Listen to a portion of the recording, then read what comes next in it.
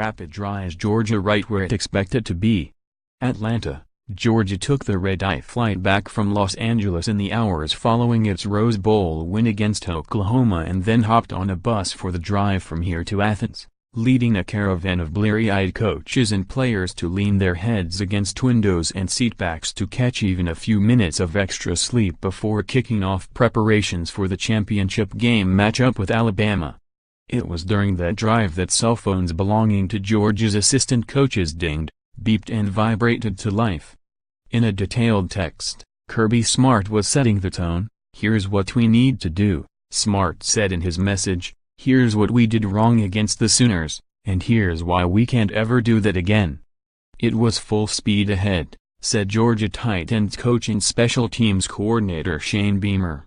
It's also par for the course, since his arrival nearly 2 years ago, carrying the seal of approval granted by a wildly successful run as Alabama's defensive coordinator. Smart has worked to install a culture that unsurprisingly mirrors the plan long in place with the Crimson Tide, one that never deviates from the here and now.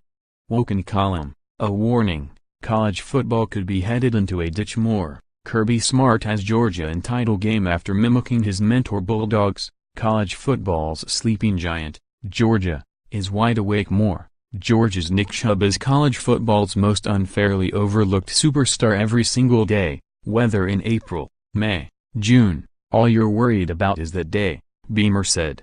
You don't have time to look up. It's just every day. You look up briefly and put your head back down. It's very businesslike each and every day.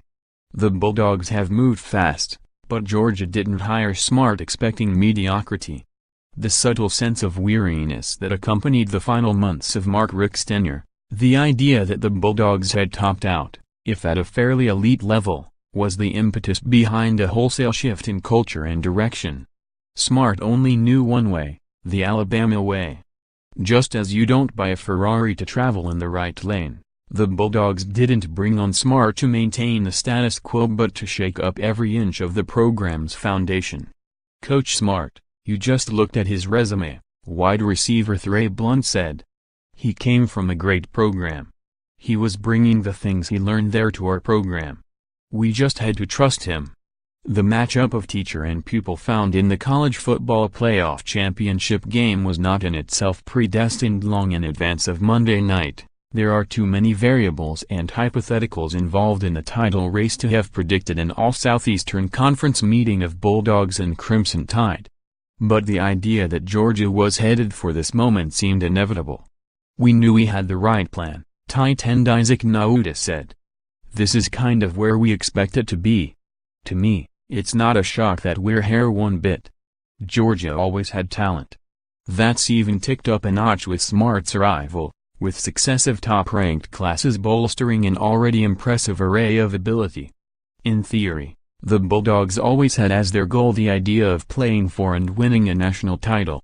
But the program needed to be remade, redrawn and refocused. Enter Smart, enter the process, and here come the Bulldogs, not just this season but potentially for the foreseeable future. It just feels like destiny, said defensive end Jonathan Ledbetter. But it didn't happen overnight, mirroring in another way how Saban built Alabama into perhaps the greatest dynasty in the sport's history. Saban finished with 7 wins in his debut, long ago in 2007. Before the Crimson Tide ascended to center stage a year later. Smart's first team won 8 games, capped by an important bowl win against TCU, and then rocketed into the championship game in 2017. There was no set turning point and no see-the-light moment for Georgia, only the slow and steady absorption of a new standard. The Bulldogs soaked up lessons through osmosis, how to train, how to study, how to practice and how to translate instruction from practice and film study into on-field results. The buy-in wasn't immediate, largely due to a lack of trust between coaches and players. Rather than an indictment of either group, the buffer between the staff and the roster was simply expected. Bulldogs accustomed to a certain way, the manner in which Richt ran the program for a generation, were thrown by a new voice and a new style. Alabama players can have fun, but only if they get the job done. Woken column, This Alabama team truly shows Saban's process at work more. Trump's visit is great, but Georgia, Alabama players focus on football. It wasn't that they didn't buy in, it's that we didn't have success, Smart said. When you don't have success, that compounds the amount of buy-in.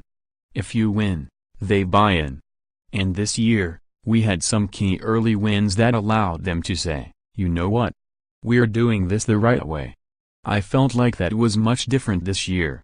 That bowl victory was one key moment. It gave Georgia a boost into the offseason, not to mention how it lent additional credibility to the approach used by Smart and his staff. Another was the ensuing off-season conditioning program, a demanding slog through the winter, spring and summer propelled by a team-wide mantra, first 8 wins, then the SEC East Division, and then the Football Bowl subdivision. The strongest piece of evidence came this season, and not during a September win against Notre Dame but one later that month against then undefeated Mississippi State. We wore them out, players said afterward, and the team believed that despite a tough schedule they were capable of playing for the national title. It's those hours, those nights you put in extra, Ledbetter said. We didn't take that lightly. We started from scratch, with a new team, and we really started rebuilding our culture. It's showing right now. It's just about mindset, leadership and family, man. We've just become so close. Because it's our team. It's our team now. Ascending to the top of the FBS means getting past Alabama, and not just once but twice, 3 times, 4 times. In one sense, Georgia isn't the first team to take aim at the Crimson Tide. Many have tried and some succeeded, such as Clemson, while others have failed to tackle college football's ultimate test. Georgia represents a different sort of challenger, one with not only every advantage inherent to Alabama but a style built upon a series of schematics and blueprints taken right from the source. Alabama has established itself. Georgia's aim on Monday night is to plant its flag atop college football.